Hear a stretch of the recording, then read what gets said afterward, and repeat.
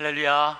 네, 들어오셔서 성전이 아름답게 꾸며져 있어서 참 정말 대강절의 의미가 마음에 확 와닿으셨을 텐데요.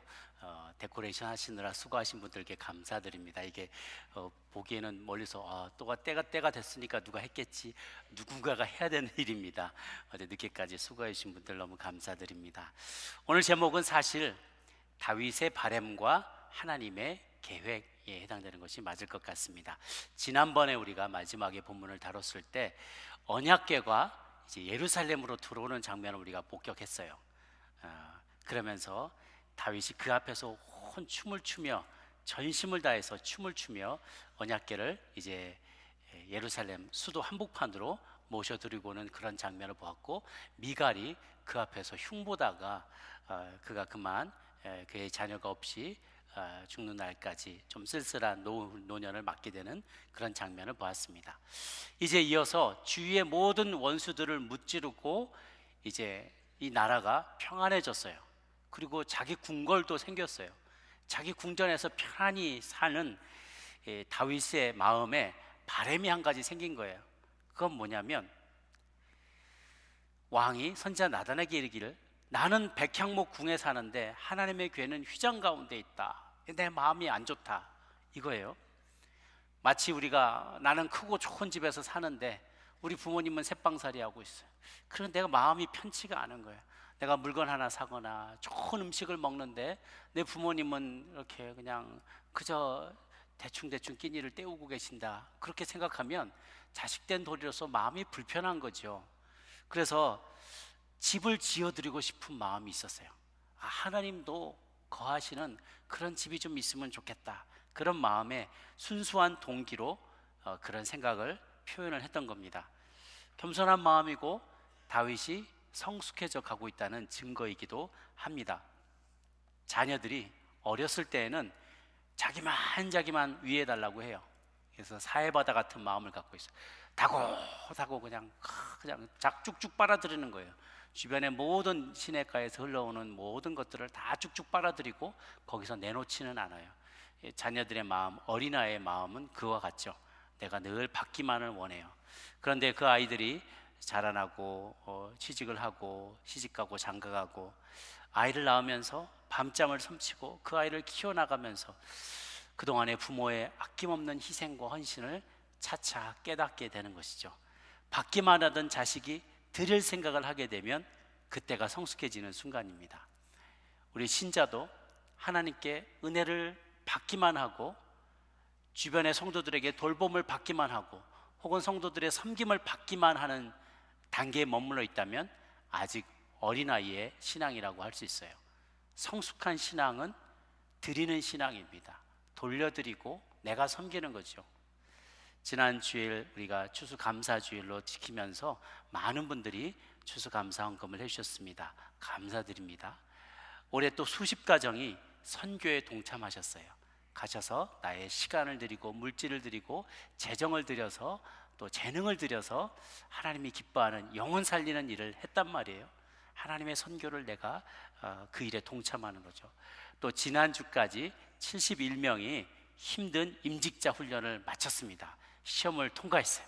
다들 막 조마조마하며 떨어지면 어떡하나 하는데 71명이 무사히 다 통과를 하셨고, 새벽마다 나오시고 또 봉사하시고 곳곳의 부서에서도 열심히 섬기셨습니다. 수고하셨습니다. 누가 시킨 것 아니고 당신 임직가 받아야만 안 받으면 큰일 나 하고 협박한 것도 아닌데 자원하는 심령으로 교회를 봉사하고 또 은사를 가지고 교회를 섬기기로 스스로 자원하신 분들이 이렇게 많은 것 모두 다 감사하고, 또 이 모든 과정이 우리가 성숙되어져 가는 그런 과정이라고 생각합니다. 저도 기억이 나요. 우리 자녀들이 처음에는 받아 먹기만 하다가 어느 순간에 이렇게 돌볼 생각을 하고 부모에게 은혜를 갚을 생각을 하는 것이 이 성숙의 사인인 거죠.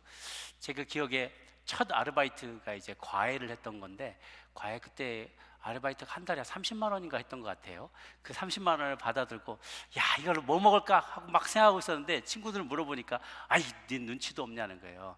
첫 월급 받으면 부모님한테 빨간 속옷을 사드리는, 내복을 사드리는 거래요. 그때 유행이 그랬거든요. 첫 월급 받으면 항상 부모님 빨간 내복 사드리는 거. 그러니까 제가 내복을 사드렸나 속옷 사드렸나 기억이 가물가물한데 하여튼 뭘 사드렸던 것 같아요. 부모님이 굉장히 기뻐하셨어요. 그러는 것이죠. 아이가 어른이 돼가는 과정은 나만 생각하지 않고 정말 사회바다 같은 마음을 갖다가 생수의 강 같은 마음으로 바뀌어갈 때 돌려드리고 베풀고 섬기고 봉사할 마음을 갖게 되면 그때 비로소 믿음의 도약이 일어나는 거예요. 어린아이였다가 어른의 믿음으로 점점 자라나게 되는 것이죠. 다윗이 이런 기특한 생각을 이야기했더니 나단 선지자가 즉각 자기 생각으로 반응을 합니다. 그거 좋아 보입니다. 나단이 왕께 아뢰되 3절에 여호와께서 왕과 함께 계시니 마음에 있는 모든 것을 행하소서 하고 즉각 얘기를 하는 거예요. 이 나단 선지자는 사무엘 문화에서 아마도 배우고 익혔다라고 전해오고 있습니다. 사무엘 문화에서 잘 배웠다가 다윗 때에 귀하게 궁정 선지자로 쓰였고 그 아들 솔로몬이 왕위를 계승하는 데 중요한 역할을 합니다. 그래서 두 왕을 연이어서 궁정의 선지자로 섬겼죠. 그리고 다윗이 실수할 때마다 잘못할 때마다 정말 목숨을 내놓고 그에게 직언을 합니다. 밧세바를 범했을 때 직언을 합니다. 바로 당신이 그 사람이요 라고 얘기할 때 아무리 선지자지만 목 내놓고 얘기해야 되는 거예요. 아주 충직한 선지자였는데 그러나 선지자라고 하더라도 항상 옳은 것은 아니에요. 그도 하나님께 여쭤보지 않고 자기 생각으로 이렇게 말했다가 그날 밤 바로 하나님이 찾아오십니다. 환상 중에 혹은 꿈 중에 나타나서 나단의 생각을 그 즉시 교정해 주세요. 다윗에게 이야기하라는 거죠. 그 내용이 이제 펼쳐집니다. 다윗이 이제 주변 왕국을 정리하고 먹고 살만해지니까 하나님께 죄송한 마음이 좀 들었어요. 그리고 이제 내가 힘이 조금 생겼다 싶으니까 그동안 하나님 고생하셨습니다. 이제부터는 내가 하나님 잘 돌봐드릴게요. 그동안 고생하셨어요. 이런 마음인데 어쩌면 이 사람의 부모에게는 이런 말이 잘 적용이 될 수도 있어요. 우리 어른들 막 이렇게 장년 되시는 분들이 그런 얘기 하잖아. 노인네 그동안 우리 키우느라고 고생하셨어. 고생하셨어. 그동안 욕 보시니 이제 힘도 없는데 내가 노년에 어머니 아버님 잘 모셔드릴게. 너무 걱정하지 마. 엄마 아빠 내가 잘 모셔드릴게. 그동안 고생하셨어. 이제 좀 쉬시오. 이러면서 사람의 부모에게는 그렇게 얘기할 수 있어요. 좋은 마음이고요, 기특한 마음이고 어떻게 보면 사람들은 효자라고도 얘기할 수 있을 거예요. 그런데 하나님께는 이것이 적용이 되지 않는다는 거예요. 하나님은 우리가 도와드려야 될 존재거나 우리가 돌봐드려야 될 존재가 아니라는 거예요. 그래서 우리가 착각하기 쉽다는 거죠. 내가 돌봐드려야만 한다. 내가 내 힘으로 하나님을 도와드려야지. 내가 하나님의 영광을 다 드러내드려야지. 이거는 이방신을 섬기는 사람들의 마음이에요. 그리스 로마 신화에서는 신들이 사람의 공양을 받지 못하면, 사람들의 사랑을 받지 못하면 굶어 죽고 인정받지 못하고 신으로서 자격이 없다고 생각했어요. 그러니까 어떻게든지 인간들을 기쁘게 하고 인간들하고 어떻게 좀 잘 지내보려고 도움을 받고 인정을 받으려고 신들이 사람의 사랑을 갈망합니다. 우리 하나님은 그런 분이 아니세요. 우리가 도와드려야지. 마치 촛불 들고 태양 앞에서 내가 조금 더 밝게 해드릴게 하고 얘기하는 거하고 똑같은 거예요. 그게 무슨 소용이 있겠어요. 이미 하나님은 온 우주 만물의 영광을 다 가지고 계신 분이세요. 그분이 온 우주 만물을 창조하신 분입니다. 거기다 우리가 보태드릴 게 없어요. 내가 돌봐드리지 않으면 어떻게 하나님 불쌍해서 어떡하나, 내가 좀 보태드리지 않으면, 내가 좀 헌금 더 드리지 않으면 하나님 돈 없어서 일을 어떻게 하시려나, 이런 생각은 정말 어처구니 없는 생각이에요. 하나님이 바라보시기에도 어처구니 없는 거죠. 그래서 하나님이 야, 내가 네 마음은 잘 받겠다. 내가 네 마음은 잘 받겠다. 그래, 이거 하나는 좀 분명히 하자. 야, 이거는 내가 클리어하게 하자 하고 다윗에게 상기시켜 주는 거예요. 내가 언제 너한테 내 집 지어달라고 한 적 있냐? 출애굽할 때서부터 광야 시절에 내가 너희들 장막 지어주고 거기에 박스 안에 언약궤 안에 내가 갇혀 있어도 내가 언제 불평한 적이 있냐? 그동안 집 없이도 잘 지내왔다. 나는 인간들이 만들어주는 집에 좌우되는 존재가 아니야. 너희들이 나를 인정한다면 내가 높아지고 인정하지 않으면 내가 처박히고 그런 존재가 아니야. 예수님도 그러셨죠. 신약의 시대 머리 둘 곳조차 없다고 하셨고 들판에서 주무시고 그렇게 하셨지만, 야영하시고 그랬지만 그것이 그분의 존엄에 조금도 영향을 미치지 못했어요. 본문 5절과 11절을 축약해서 같이 한번 읽어보면 쫙 우리가 그 뜻을 알게 됩니다. 시작. 내가 나를 위하여 내가 살 집을 건축하겠느냐? 여호와가 너를 위하여 집을 짓고. 딱 대조가 되는 말이에요. 처음에는 네가 나를 위해서 집을 짓겠느냐? 아서라, 내가 너를 위해서 집을 지어줄지언정 네가 내 집을 지어주는 것은 아니다. 내가 너를 양치기 목동에서 한 국가의 왕으로 만들어줄 사람이다. 그런 존재다. 내가 못할 것이 뭐가 있겠느냐. 마치 시골 가게 점원이고 뱃사공으로 일하다가 나중에 미국의 대통령이 된 링컨처럼 하나님이 원하신다면 누구라도 돌들로도 대통령을 만들 수 있어요. 돌들로도 왕을 만들 수가 있다는 것이죠. 포인트는 이것입니다. 네가 나를 위해 네 힘으로 일하는 게 아니다. 네가 한 일, 그리고 앞으로 하게 될 일은 내가 하는 일을 온 세상이 다 알도록 내 영광을 드러내는 거다라는 거예요. 우리가 주인공이 아니고 주어가 아니라는 거죠. 하나님이 주어라는 거예요. 그래서 그 뒤로 나오는 모든 23개 문장의 주어가 다 하나님, 내가, 나는 23문장에 걸쳐서 계속 나를 강조하세요. 내가 하는 거다. 집이 지어져도 내가 지어지도록 만드는 것이다. 그때와 장소와 사람은 내가 정한다. 내가 그 모든 운명의 주권자다라는 것을 분명히 하기를 원하세요. 주체는 항상 하나님이시고 영광도 하나님이 받으신다는 것이죠. 그리고 서로 성전을 짓는다 해도 지금은 때가 아니다. 너를 통해서 내가 짓지는 않겠다라고 얘기하십니다. 그 이어지는 오늘 본문을 보면 다윗이 어느 날 아들 솔로몬을 불러서 당부하는 장면이 다른 책에 나와요. 역대상 22장 8절에서 10절인데요. 솔로몬에게 하는 다윗의 이야기입니다. 같이 한번 읽겠습니다. 시작. 여호와의 말씀이 내게 임하여 이르시되 너는 피를 심히 많이 흘렸고 크게 전쟁하였느니라. 내가 내 앞에서 땅에 피를 많이 흘렸은즉 내 이름을 위하여 성전을 건축하지 못하리라. 보라, 한 아들이 내게서 나리니 그는 온순한 사람이라. 내가 그로 주변 모든 대적에게서 평온을 얻게 하리라. 그의 이름을 솔로몬이라 하리니 이는 내가 그의 생전에 평안과 안일함을 이스라엘에게 줄 것이니라. 그가 내 이름을 위하여 성전을 건축할지라. 그는 내 아들이 되고 나는 그의 아버지가 되어 그 나라 왕위를 이스라엘 위에 굳게 세워 영원까지 이르게 하리라 하셨나니 라고 했어요. 쉽게 말하면, 간단히 말해 너는 피를 너무 많이 흘렸다. 내 주변에 원수가 너무나 많다. 그리고 지금은 평화의 시기가 아니다. 주변의 모든 나라와의 관계가 평안해질 때, 그때가 바로 나의 성전을 지을 때다. 그것이 이렇게 명시적으로 주신 이유예요. 어쩌면 저는 또 다른 영적인 상상력을 동원해 봅니다. 다윗이 이렇게까지 승승장구하고 모든 걸 다 갖췄는데 거기다가 다윗이 성전까지 지었다. 그러면 어느 누구도 감히 다윗의 공적을 넘어설 사람이 없을 것 같아요. 다윗 스스로도 엄청난 자부심을 느꼈을 것 같아요. 야, 내가 이렇게 목동이 돼서 일개 목동에서 이스라엘 통합 이스라엘의 왕이 됐고 성전까지 지어졌으니 내가 좀 했죠 하나님. 어깨가 어깨에 힘이 엄청 들어갔을 것 같아요. 하나님 인간의 약함을 잘 아시기 때문에 너의 손에 이렇게 많은 피가 묻혀 있다. 그리고 너는 때가 아니다. 너의 손으로 내가 성전을 짓게 하지는 않겠다.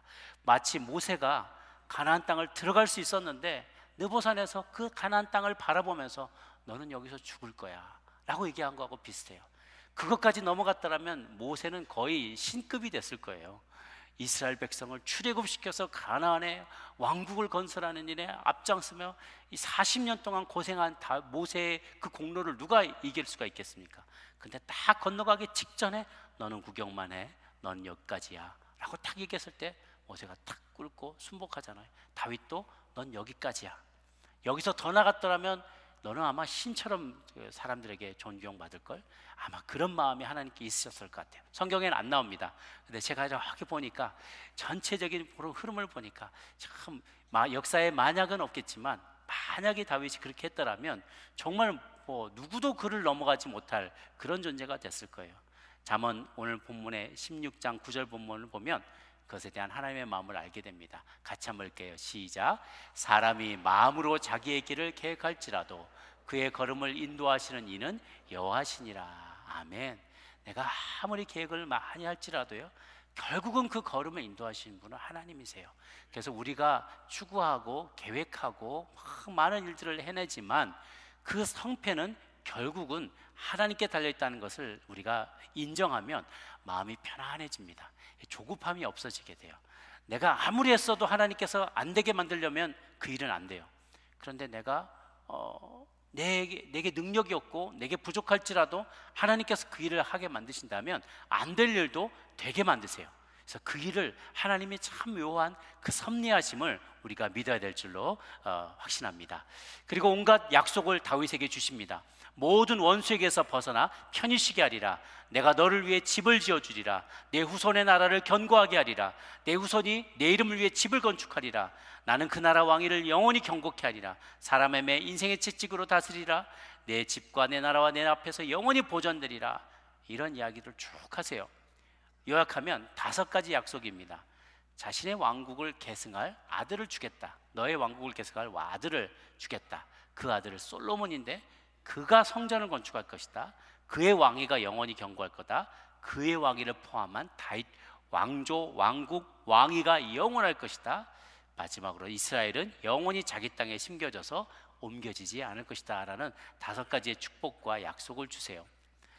그래, 하나님의 이런 이유 있는 거절에 다윗이 하나님의 결정에 고스란히 아무 소리 하지 않고 그저 순복합니다. 그리고 그 후에 그는 솔로몬이 즉위하면 성전을 잘 지을 수 있도록 모든 준비를 완벽하게 갖춰 놓습니다. 그 준비하는 내용이 역대상에 나오는데요, 22장 2절에서 5절, 14에 16절, 좀 길지만 저와 교독하겠습니다. 다윗이 명령하여 이스라엘 땅에 거류하는 이방 사람을 모으고 석수를 시켜 하나님의 성전을 건축할 돌을 다듬게 하고, 다윗이 또 문짝목과 거물못에 쓸 철을 많이 준비하고, 또 무게를 달 수 없을 만큼 심이 많은 놋을 준비하고, 또 백향목을 무수히 준비하였으니 이는 시돈 사람과 두로 사람이 백향목을 다윗에게로부터 많이 수운하여 왔습니다. 다윗이 이르되 내 아들 솔로몬은 어리고 미숙하고 여호와를 위하여 건축할 성전은 극히 웅장하여 만국의 명성과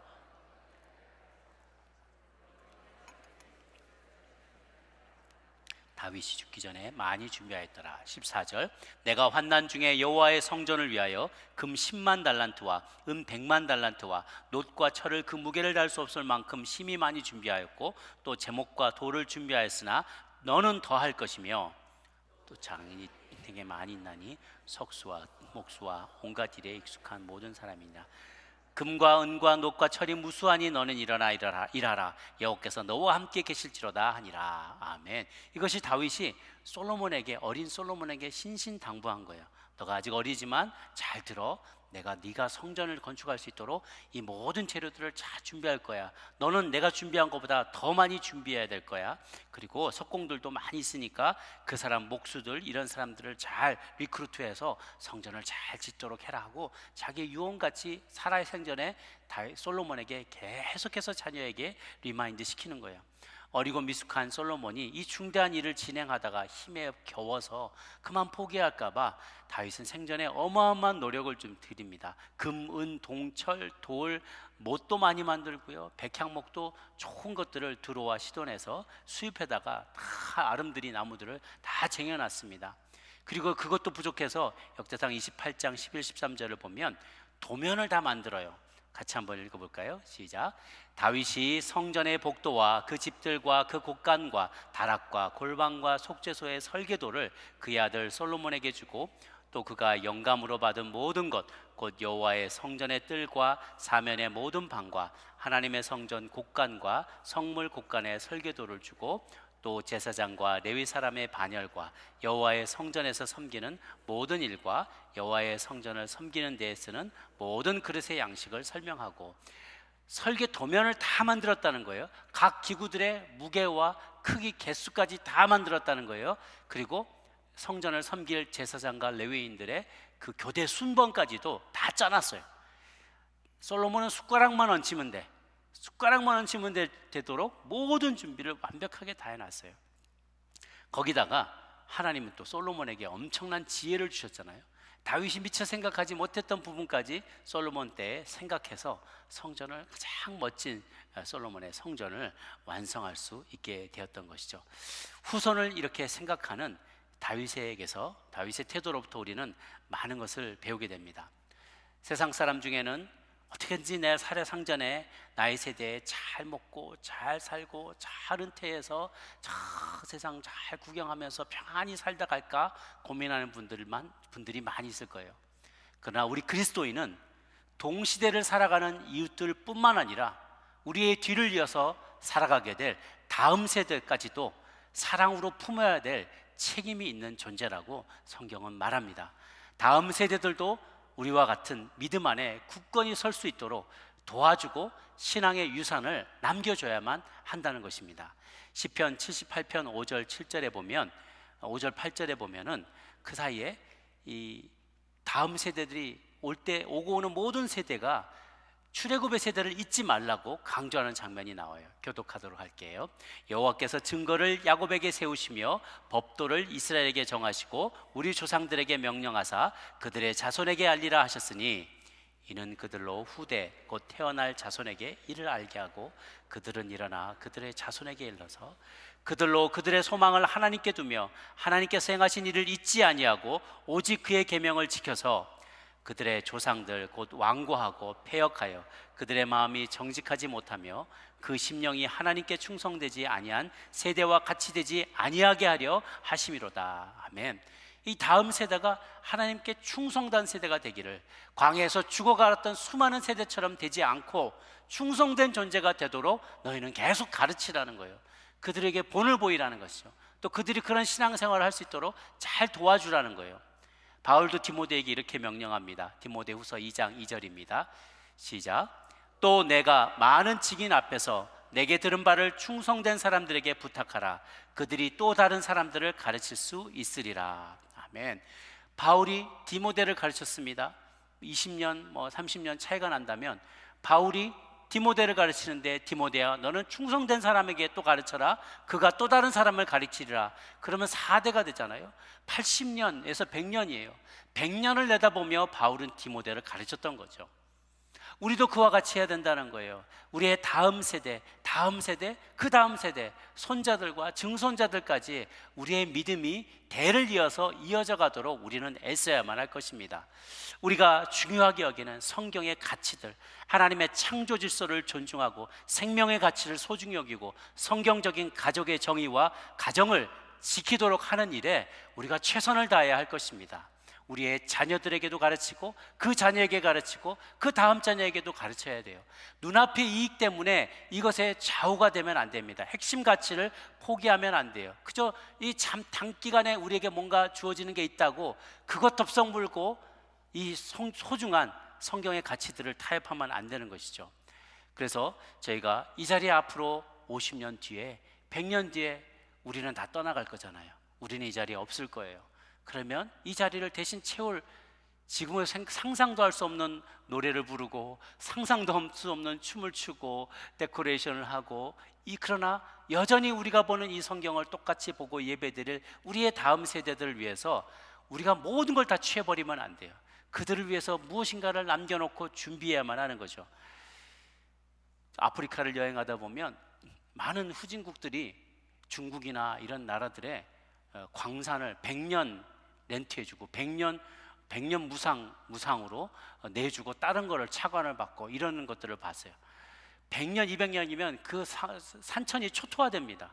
항구를 100년, 200년 완전 내주고 아직 안방을 다 내주는 거예요. 근데 그 당시의 정치 지도자들은 자기들만 먹을 걸 생각해요. 꽃감 빼먹듯이 그냥 그 곳간에 막 지하 자원이 엄청나게 있는데 100년 안에 싹 다 들고 가버리는데, 아니 그래도 좋아, 내 시대에만 나쁜 일 없으면 돼, 나만 우리 시대만 인기 있고 배불리면 돼, 이런 생각으로 후손들을 아주 씨를 말려버리는 거예요. 후손들이 먹고 살 거를 씨를 말려버리는 것이죠. 100년 대계가 아니에요. 그냥 20년 30년만 내다보는 거죠. 그러나 우리의 믿음의 사람들은 그래야 하면 안 된다고 성경은 이야기합니다. 우리의 믿음의 가치도 전수해야 되고 그들이 계속해서 믿음 안에서 부흥할 수 있는 우리가 디딤돌이 되어져야 돼요. 걸림돌이 될 게 아니라 디딤돌이 되어지고 반석이 되어져야만 하는 것이죠. 그러기 위해서는 우리가 당장 먹고 살고 살기 힘들고 불편하다 할지라도 희생해야 돼요. 쌓아놔야 되고요. 그들을 가르쳐야 되고 본을 보여야만 합니다. 한국도 마찬가지입니다. 당장 먹고 살기 힘들고 불편하고 번거롭고 내 시간도 못 쓰게 되니까 그냥 애 낳지 말고 편하게 살자. 100년 뒤면 나라가 없어진다는 거예요. 나라가 없어져요. 그런 생각을 못 한다는 거죠. 그래서 우리가 다음 세대를 준비하는 다윗으로부터 참 많은 교훈을 발견하게 됩니다. 자기만 생각하지 않고 또 하나님께서 그의 자손들에게 주실 약속도 이미 다 그에게 허락하셨다는 거예요. 이 약속은 굉장히 중요한 약속인데요, 이스라엘 역사 속에서 하나님이 3번의 중요한 약속을 하셨어요. 그 모리아산에서 아브라함에게 주신 약속, 그리고 시내산에서 모세에게 주신 새로운 땅에 대한 약속, 그리고 예루살렘에서 다윗에게 주신 약속이에요. 아브라함, 모세, 다윗으로부터 점점 더 구체화지고 확장이 되는데요, 그 범위가 온 열방에까지 퍼지게 되는 거예요. 다윗에게 준 그 약속이 무엇인가? 내 집과 내 나라가 내 앞에서 영원히 보존되고 내 왕위가 영원히 경고하리라. 하나님은 인류 역사상 어느 개인에게도 이런 약속을 주신 적이 없어요. 너가 왕이 될 것이다, 이것만 해도 엄청난 약속이잖아요. 그런데 너뿐만 아니라 너의 오고 오는 너의 모든 후손들이 계속해서 왕이 될 것이고 그 왕위는 흔들리지 않을 것이고 그 왕위는 영원토록 이어지게 될 것이다. 아무에게도 이런 엄청난 약속을 준 적이 없어요. 대단한 약속이죠. 근데 우리는 좀 의아해합니다. 어라? 그럼 다윗이 왕조가 지금도 있나? BC 586년에 바벨론에서 멸망당했어요. 유다 나라가. 유다가 멸망을 당했단 말이에요, 마지막으로. 아니 그럼 이 약속이 안 이루어지는 게 아닌가? 우리가 이 성경의 예레미야서 22장 24절을 보면은 24절에서 25절까지 그리고 30절의 말씀을 보면은 여호야긴 왕에게 주어지는 심판의 메시지가 나옵니다. 끝에서 2번째 왕입니다. 여호야김, 여호야긴, 그 다음에 시드기야, 이렇게 시드기야가 마지막 왕인데 끝에서 2번째 왕이에요. 한번 같이 읽어보겠습니다. 시작. 여호와의 말씀이니라. 나의 삶으로 맹세하노니 유다 왕 여호야김의 아들 고니야가 나의 오른손에 인장 반지라 할지라도 내가 빼어 내 생명을 찾는 자의 손과 내가 두려워하는 자의 손, 곧 바벨론의 왕 느부갓네살의 손과 갈대아인의 손에 줄 것이라. 30절. 여호와께서 이와 같이 말씀하시니라. 너희는 이 사람이 자식이 없겠고 그의 평생 동안 형통하지 못할 자라 기록하라. 이는 그의 자손 중 형통하여 다윗의 왕위에 앉아 유다를 다스릴 사람이 다시는 없을 것임이라 하시니라. 여기서 고니야는 여호야긴을 말합니다. 여호야김 왕의 아들 여호야김.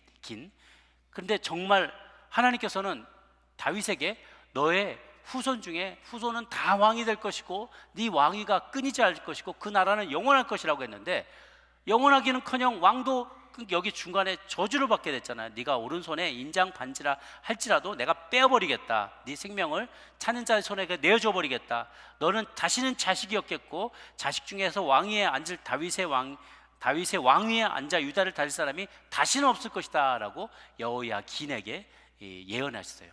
근데 그 말 그대로 여호야긴 끌려가게 되고요, 바벨론의 포로 끌려가게 되고 그 다음에 이어서 대를 이어서 왕이 된 시드기야는 삼촌이에요. 시드기야 때 눈 다 뽑히고 결국은 마지막 멸망을 당하게 되죠. 저주받은 집안이 됐어요. 그걸 어떻게 하나님의 약속이 안 이루어지게 됐는가? 놀랍게도 다윗에게 이러한 약속이 주어진 이후 1000년의 세월이 지난 다음에 다윗이 낳던 다윗의 동네 베들레헴에 다윗의 자손 요셉과 마리아를 통해 메시아가 이 땅에 탄생하게 됩니다. 우리가 그것을 기다리는 기간이 이 대강절이죠. 그런데 마태복음과 누가복음을 보면 이 두 사람의 계보가 다르게 소개되는 걸 보게 됩니다.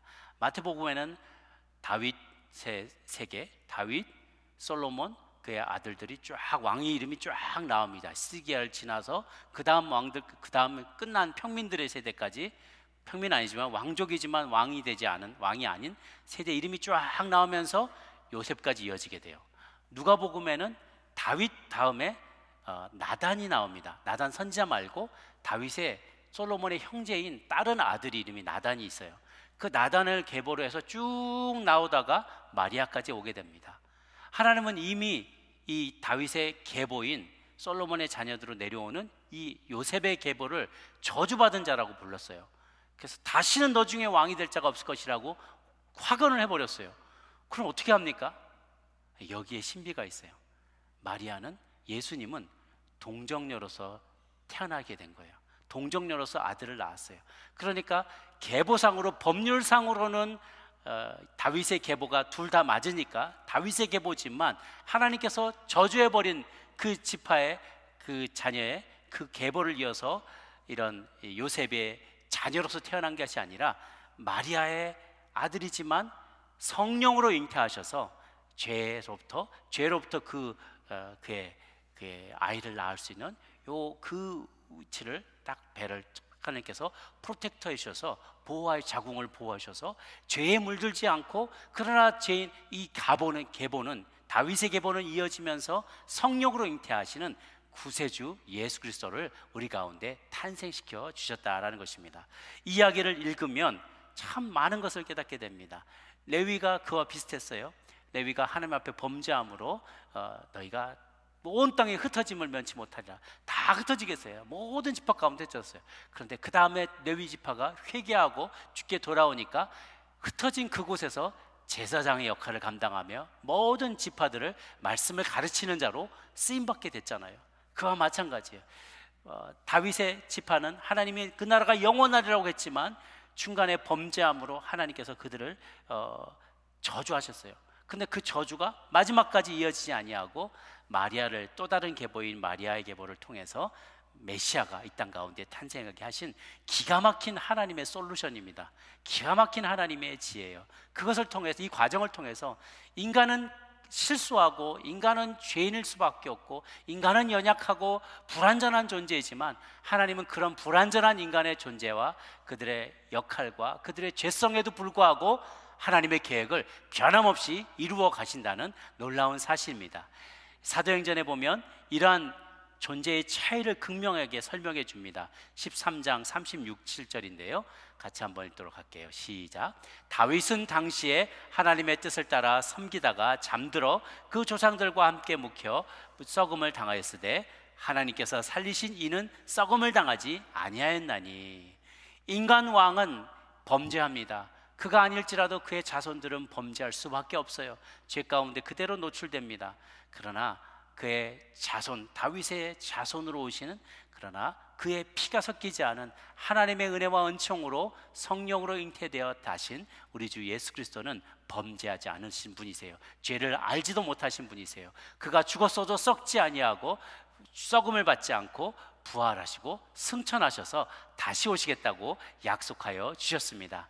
오늘은 그 아기 예수의 탄생을 준비하는 대강절 첫날입니다. 앞으로 4주간 그 예수 그리스도의 오심을 준비하며 우리는 연약하지만 우리의 약함을 악함으로 바뀌지 않도록 우리를 위해서 피 흘려 돌아가시는 그 예수님, 죽기 위해 태어나신 그 예수님을 기대하며 또한 기다리며 이 대강절을 보낼 수 있기를 바랍니다. 말씀을 요약합니다. 다윗과 같이 하나님께 드리고자 하는 성숙한 마음을 가진 믿음의 사람들이 되기를 원합니다. 그러나 내가 있어야 될 자리를 잘 합시다. 나는 그저 하나님이 하시는 일을 널리 알리며 드러내는 도구에 불과합니다. 나는 무익한 종입니다 라는 태도 꼭 잊지 마시기를 바랍니다. 마지막, 나의 믿음이 다음 세대에 잘 전달될 수 있도록 다윗과 같이 최선을 다하는 저희들이 됩시다. 그리할 때 우리 하나님, 우리의 중심을 보시고, 비록 우리는 다윗처럼 그의 후손들처럼 죄 지을 수밖에 없는 존재이지만 우리는 방법이 없지만 하나님은 솔루션이 있으십니다. 우리의 죄를 용서해 주시는 유일무이한 길이 되시고 진리가 되시고 길이요 진리요 생명이 되시는 우리 주님 예수님을 통하여 우리 죄가 용서받게 되는 놀라운 축복이 기다리고 있습니다. 그분을 마음 가운데 중심에 모시고 준비하시는 여러분 모두가 되기를 바랍니다. 기도하겠습니다.